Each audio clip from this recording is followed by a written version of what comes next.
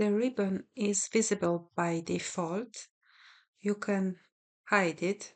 To hide the ribbon, go to the arrow pointed down, click on it, and select Show Tabs Only. Now the ribbon is hidden. When you select the tab, you can see the ribbon, but when you go away, the ribbon is hidden.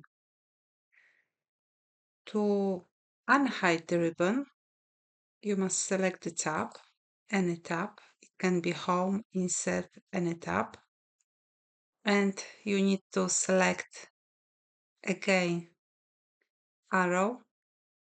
And now you need to select Always Show Ribbon. There is one more option. If you select the arrow, you can see this option first place. It says full screen mode.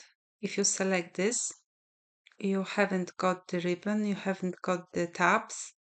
It's useful when you do, for example, presentation.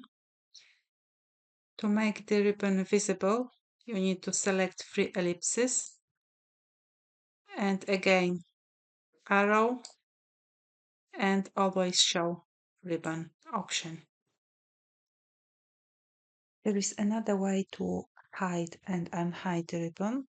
You just need to press Ctrl F1.